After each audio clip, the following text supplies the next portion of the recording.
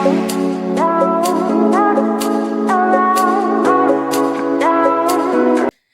Students, ये है आपका प्यारा सा चैनल पीसीबी क्लब और मैं हूँ आपकी सुमन मैम।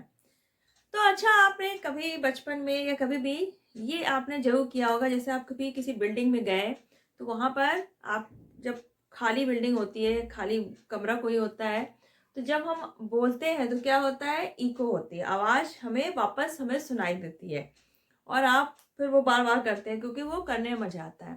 तो ये होता क्यों है?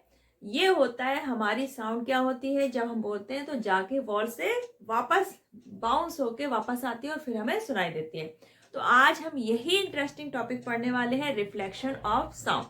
हमने लाइट के रिफ्लेक्शन के बारे में पढ़ा है कि किसी ग्लास से या किसी मिरर से क्या होता है, हमारी लाइट रे वापस रिफ्लेक्ट होती है। लेकिन साउंड के बारे में आज हम जानेंगे कि जो हमें आवाज़ सुनाई देती है, इको होता है, रिफ्लेक्शन ऑफ साउंड के कारण होता है। तो ये बहुत ही इंटरेस्टिंग टॉपिक है।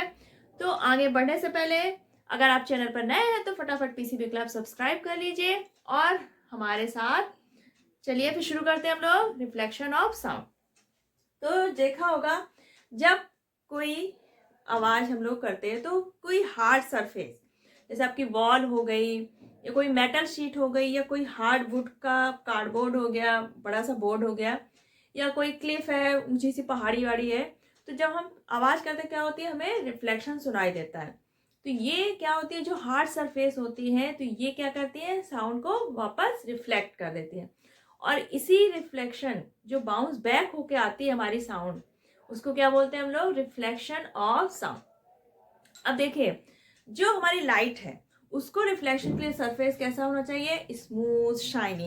देखिए, साउंड को हमारे ऐसे कोई जरूरत नहीं है, सिर्फ एक कंडीशन फॉलो करती है वो कि जो सरफेस है तो वो हार्ड होना चाहिए।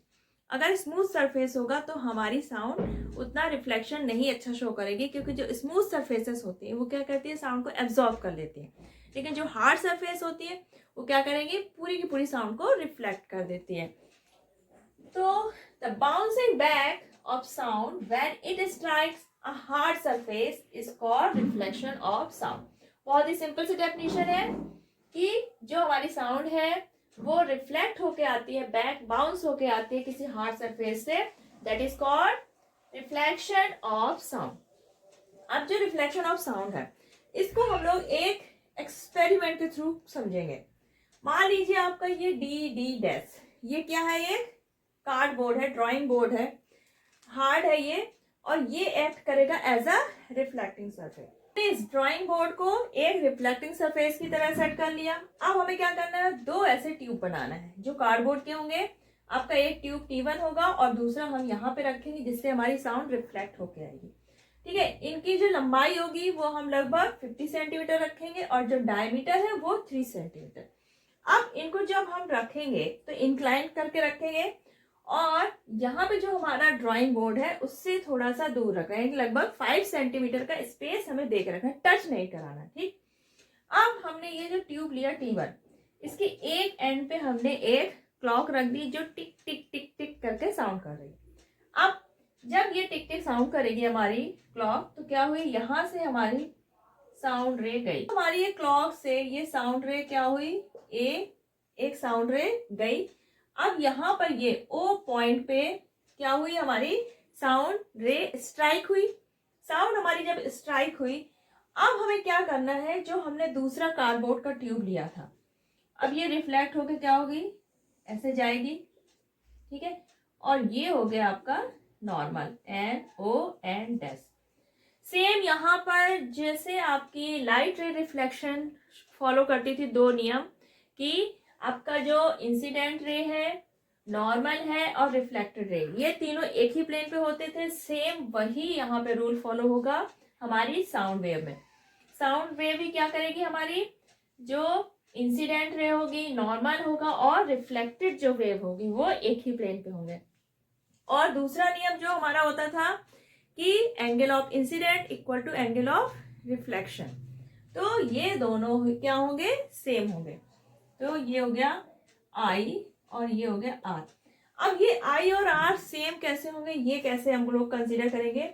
आपको करना क्या है, अब हमारी साउंड रिफ्लेक्ट हुई, अब हम जब दूसरा जो ट्यूब है वो हम इसको अरेंज करेंगे, इस ट्यूब को जब अरेंज करेंगे तो हमें इस तरह से अरेंज करना है, हम इधर उधर सेट करेंगे और जहां पर हमें कान में लगा के देखेंगे, जहां पर हमें सबसे ज्यादा मैक्सिमम आवाज सुनाई देगी क्लॉक की टिक टिक की, वहीं पर हम इस ट्यूब को सेट कर देंगे।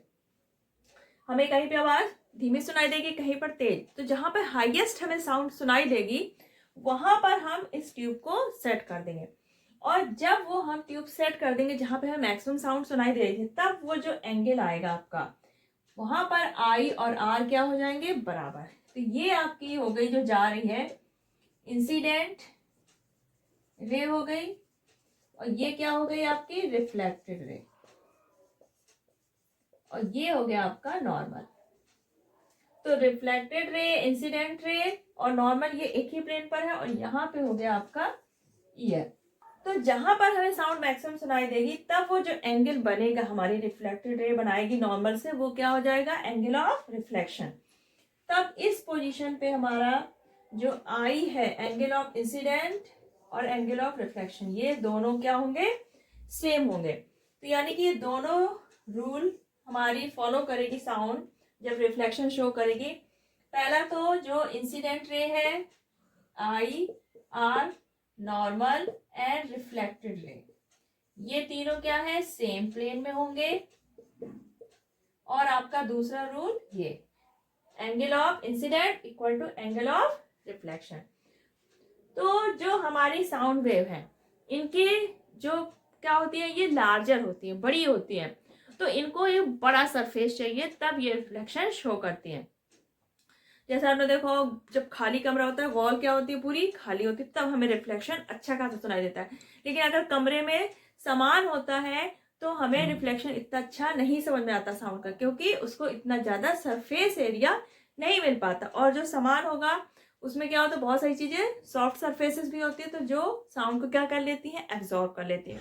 और हमें पता है साउंड हमारी रिफ्लेक्शन कहाँ शो करेगी, बड़ा एरिया हो और हार्ड सरफेस हो। अब जो ये रिफ्लेक्शन ऑफ साउंड का है, इसके हमें बहुत सारे एप्लीकेशंस हैं जो हम डेली लाइफ में यूज करते हैं। आपने देखा होगा मेगाफोन मेलों में होता है, या किसी गैदरिंग में, क्राउड में क्या होता है, एक बड़ा सा मेगाफोन होता है जो स्पीक करते हैं ताकि लोगों तक आवाज पहुंचा सकें। और फ्लूट की साउंड कैसे मल्टीपल हो जाती है, स्टेथोस्कोप से डॉक्टर कैसे हमारी हार्ट बीट सुन सकते हैं। तो ये सारी चीजें होती हैं रिफ्लेक्शन ऑफ साउंड के कारण। तो चलिए फिर इनको आगे हम लोग अच्छे से समझते हैं कि ऐसा कैसे होता है। का मेगाफोन है और बल्ब हॉर्न है, तो ये वर्क करते हैं on the base of reflection of sound. तो आपने देखा होगा जो हमारी ये मेगाफोन है, ये किस टाइप का होता है, एक तरह से फनल टाइप का होता है। इसमें क्या होता है आपका, ये एक क्या होता है, नैरो एंड होता है, जहां पर पर्सन क्या करता है, स्पीक करता है, और यहां से हमारी साउंड क्या करती है, बाहर आती है। तो जब यहाँ से पर्सन स्पीक करेगा तो ये जो फनल शेप्ड है, तो पहले तो क्या करेगा, साउंड को बाहर जाने से रोकेगा, चारों तरफ फैलने से रोकेगा। और जो इसकी वॉल होगी, मेटल की हार्ड वॉल होगी, तो ये क्या करेगी, बार बार यहाँ पे साउंड का हमारा क्या होगा, रिफ्लेक्शन, इधर गई रिफ्लेक्शन ऐसे होता है। बार बार साउंड का रिफ्लेक्शन होगा तो क्या होता है, जो उसका एम्पलीट्यूड हो जाता है वो ऐड हो जाता है, और साउंड कैसी होती है, बहुत ज्यादा हाई सुनाई देती है, मतलब तेज आवाज हो जाती है। तो ये मेगाफोन मेनली जैसे आपका म्यूजिकल इंस्ट्रूमेंट होते हैं, जैसे ट्रम्पेट है, शहनाई, उसमें भी इस टाइप से फनल शेप स्ट्रक्चर होता है। और ये साउंड को क्या करते हैं, मैनी टाइम्स उसकी एम्पलीट्यूड को क्या करा देते हैं, बढ़ा देते हैं, और हमें आवाज तेज सुनाई देती है और एक पर्टिकुलर डायरेक्शन में। यानी कि जैसे हमारी सामने ऑडियंस बैठी है तो ये उसी तरफ जाएगी, ना कि हमारी साउंड साइड इधर उधर फैलेगी। सेम वैसे ही आपका ऐसे बल्ब ऑन होता है, इस तरह से क्या होता है, एक रबड़ का होता है जिसको हम लोग प्रेस करते हैं, और ये कनेक्टेड होता है एक फनल शेप्ड ऐसे मेगाफोन की तरह स्ट्रक्चर होता है। ठीक है, तो ये ट्यूब शेप हो गया ये। और ये जब बैलून में जो एयर होती है, इसको जब प्रेस किया जाता है तो क्या होता है, एक साथ एयर यहां से निकलेगी।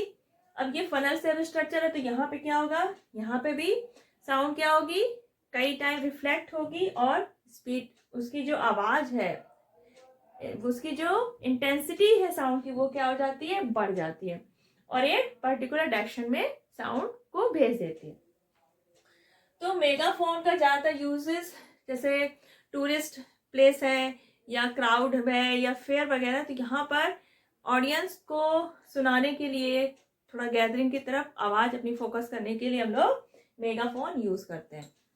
क्या है? एक स्टेथोस्कोप है। ये एक मेडिकल इंस्ट्रूमेंट है जिसको डॉक्टर्स यूज करते हैं किसी भी पेशेंट की हार्ट बीट या लंग्स की आवाज सुनने के लिए।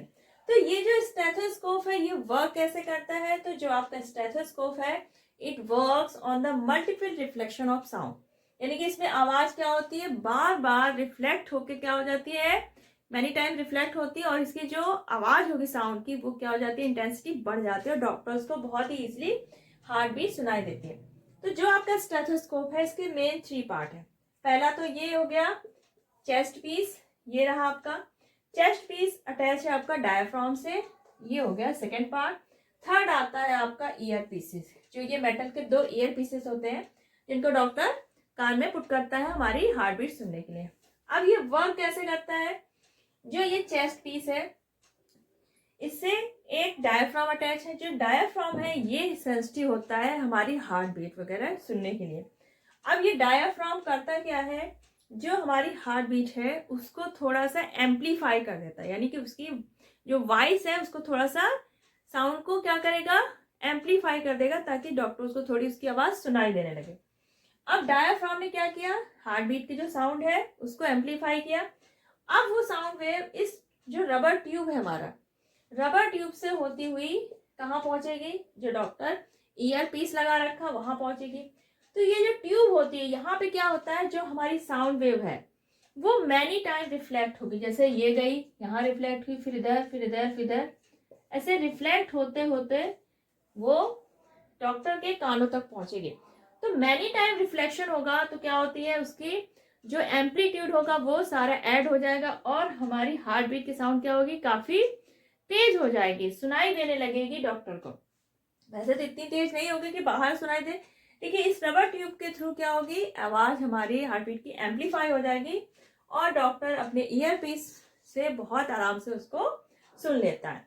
आपका साउंड बोर्ड है। साउंड बोर्ड का क्या यूज है? आपने देखा होगा जब कोई पर्सन किसी कंसर्ट या ऑडिटोरियम में स्पीच दे रहा होता है तो क्या होता है, इतनी बड़ी जगह होती है, हॉल होती है, तो वहां पे साउंड क्या होगी, इधर उधर फैल जाएगी, एब्जॉर्ब हो जाएगी और ऑडियंस तक इतनी क्लियर आवाज नहीं पहुंच पाएगी। तो इस प्रॉब्लम को दूर करने के लिए करते क्या है, कॉन्केव शेप का बोर्ड लिया जाता है। अब उस बोर्ड के जो फोकस पे है वहां पे जो स्पीकर है वो वहां पर खड़े होकर स्पीच देता है, तो क्या होगी, जो हमारी साउंड है वो बोर्ड से रिफ्लेक्ट होकर वापस किधर आएगी, ऑडियंस की तरफ, और उसकी आवाज एक सही लेवल पे ऑडियंस तक पहुंच जाती है। सेम वैसे ही देखा होगा आपने, जो मूवीज हॉल होते हैं या ऑडिटोरियम वगैरह होते हैं उनकी ज्यादातर सरफेस कैसे बनाई जाती है, कर्व शेप की, ताकि जो हमारी साउंड है, मान ली यहाँ से आवाज प्रोड्यूस हो रही है, अब इस सरफेस से अगर कर्व सरफेस है तो क्या होगी, रिफ्लेक्ट होके वापस हमारी कहाँ पहुंच जाएगी, ऑडियंस तक। आपने देखा होगा कभी मूवी हॉल, जब ध्यान से देखें बैठे हो तो वो कैसा होता है, ऊपर से ऐसे कर्व्ड होता है, ठीक है। तो जो आपका साउंड आता है मूवी का तो क्या होता है, वो रिफ्लेक्ट होके हमारे पास ही आता है, यानी कि इधर उधर आवाज न जाके हमें बहुत मजे से मूवी सुनाई देती है। तो ये तो था आपका रिफ्लेक्शन ऑफ साउंड का जो यूज है, और ये बेस होते हैं जितने भी हमारे ये साउंड को ऐड कर देते हैं, मल्टीपल उसको एम्पलीफाई कर देते हैं, ये वर्क करते हैं on the basis of multiple reflection of sound. तो आज जो आपका रिफ्लेक्शन ऑफ साउंड है बहुत ही इजीली आप लोग को समझ में आ गया होगा। और अगर आज का आपको ये टॉपिक अच्छा लगा है तो इसको लाइक करिए, शेयर करिए और चैनल सब्सक्राइब जरूर कर लीजिए, क्योंकि आपका पूरा जो चैप्टर है स्टेप बाय स्टेप हर एक वीडियो में कंप्लीट हो जाएगा। तो चलिए फिर मिलते हैं नेक्स्ट वीडियो में, तब तक अपना ख्याल रखिएगा, बाय बाय।